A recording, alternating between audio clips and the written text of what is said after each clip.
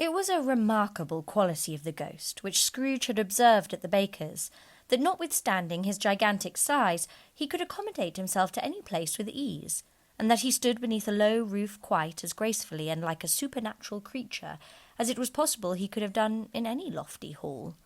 And perhaps it was the pleasure the good spirit had in showing off this power of his, or else it was his own kind, generous, hearty nature, and his sympathy with all poor men, that led him straight to Scrooge's clerk's.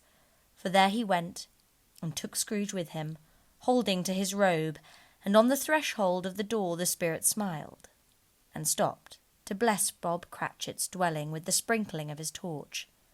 Think of that! Bob had but 15 bob a week himself. He pocketed on Saturdays but 15 copies of his Christian name, and yet the ghost of Christmas present blessed his 4-roomed house. Then up rose Mrs. Cratchit, Cratchit's wife, dressed out but poorly in a twice-turned gown, but brave in ribbons, which are cheap and make a goodly show for 6pence, and she laid the cloth, assisted by Belinda Cratchit, second of her daughters, also brave in ribbons, while Master Peter Cratchit plunged a fork into the saucepan of potatoes, and getting the corners of his monstrous shirt-collar, Bob's private property, conferred upon his son and heir in honour of the day, into his mouth, rejoiced to find himself so gallantly attired, and yearned to show his linen in the fashionable parks. And now 2 smaller Cratchits, boy and girl, came tearing in, screaming that outside the baker's they had smelt the goose and known it for their own. And basking in luxurious thoughts of sage and onion, these young Cratchits danced about the table and exalted Master Peter Cratchit to the skies, while he, not proud, although his collars nearly choked him, blew the fire until the slow potatoes, bubbling up, knocked loudly at the saucepan lid to be let out and peeled. "What has ever got your precious father, then?" said Mrs. Cratchit. "And your brother Tiny Tim and Martha warn't it late last Christmas Day by half an hour?" "Here's Martha, mother," said a girl, appearing as she spoke. "Here's Martha, mother," cried the 2 young Cratchits. "Hurrah! There's such a goose, Martha!" "Why, bless your heart alive, my dear, how late you are," said Mrs. Cratchit, kissing her a dozen times, and taking off her shawl and bonnet for her, with officious zeal. "We'd a deal of work to finish up last night," replied the girl, "and had to clear away this morning, mother." "Well, never mind so long as you are come," said Mrs. Cratchit. "Sit ye down before the fire, my dear, and have a warm. Lord bless ye." "No, no, there's father coming," cried the 2 young Cratchits, who were everywhere at once. "Hide, Martha, hide!" So Martha hid herself, and in came little Bob, the father, with at least 3 feet of comforter exclusive of the fringe hanging down before him, and his threadbare clothes darned up and brushed to look seasonable, and Tiny Tim upon his shoulder. Alas for Tiny Tim, he bore a little crutch, and had his limbs supported by an iron frame. "Why, where's our Martha?" cried Bob Cratchit, looking round. "I'm not coming," said Mrs. Cratchit. "Not coming?" said Bob, with a sudden declension in his high spirits, for he had been Tim's blood horse all the way from church, and had come home rampant. "Not coming upon her Christmas Day?" Martha didn't like to see him disappointed, if it were only in joke, so she came out prematurely from behind the closet door and ran into his arms, while the 2 young Cratchits hustled Tiny Tim and bore him off into the wash-house that he might hear the pudding singing in the copper. "And how did little Tim behave?" asked Mrs. Cratchit, when she had rallied Bob on his credulity, and Bob had hugged his daughter to his heart's content. "Oh, as good as gold," said Bob, "and better. Somehow he gets thoughtful, sitting by himself so much, and thinks the strangest things you ever heard. He told me, coming home, that he hoped the people saw him in the church because he was a cripple, and it might be pleasant to them to remember upon Christmas Day who made lame beggars walk and blind men see."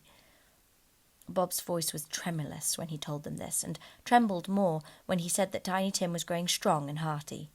His active little crutch was heard upon the floor, and back came Tiny Tim before another word was spoken, escorted by his brother and sister to his stool before the fire. And while Bob, turning up his cuffs, as if, poor fellow, they were capable of being made more shabby, compounded some hot mixture in a jug with gin and lemons, and stirred it round and put it on the hob to simmer. Master Peter and the two ubiquitous young Cratchits went to fetch the goose, with which they soon returned in high procession. Such a bustle ensued that you might have thought a goose the rarest of all birds, a feathered phenomenon, to which a black swan was a matter of course, and in truth it was something very like it in that house. Mrs. Cratchit made the gravy, ready beforehand in a little saucepan, hissing hot. Master Peter mashed the potatoes with incredible vigour. Miss Belinda sweetened up the apple sauce. Martha dusted the hot plates. Bob took Tiny Tim beside him in a tiny corner at the table. The two young Cratchits set chairs for everybody, not forgetting themselves, and mounting guard upon their posts, crammed spoons into their mouths, lest they should shriek for goose before their turn came to be helped. At last the dishes were set on, and grace was said. It was succeeded by a breathless pause, as Mrs. Cratchit, looking slowly all along the carving-knife, prepared to plunge it into the breast.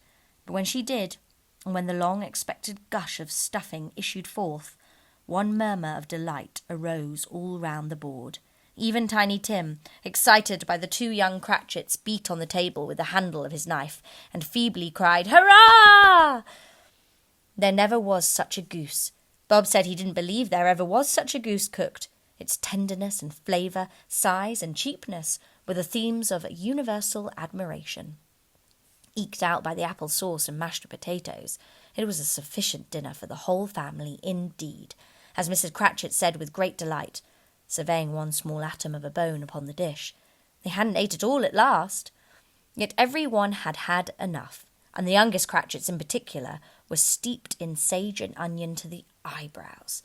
But now, the plates being changed by Miss Belinda, Mrs. Cratchit left the room alone, too nervous to bear witness, to take the pudding up and bring it in. Suppose it should not be done enough. Suppose it should break in turning out. Suppose somebody should have got over the wall of the backyard and stolen it while they were merry with the goose, a supposition which the two young Cratchits became livid. All sorts of horrors were supposed. Hallo! A great deal of steam. The pudding was out of the copper. A smell like a washing day. That was the cloth. A smell like an eating house, and a pastry cook's next door to each other with a laundress's next door to that. That was the pudding. In a half a minute Mrs. Cratchit entered, flushed but smiling proudly, with the pudding, like a speckled cannonball, so hard and firm, blazing in half a quartern of an ignited brandy, and bedight with Christmas holly stuck into the top. "Oh, a wonderful pudding," Bob Cratchit said, and calmly too, that he regarded it as the greatest success achieved by Mrs. Cratchit since their marriage. Mrs. Cratchit said that now the weight was off her mind, she would confess she had had her doubts about the quantity of flour. Everybody had something to say about it, but nobody said or thought it was at all a small pudding for a large family. It wouldn't have been flat hearsay to do so. Any Cratchit would have blushed to hint at such a thing. At last the dinner was all done, the cloth was cleared, the hearth swept, and the fire made up.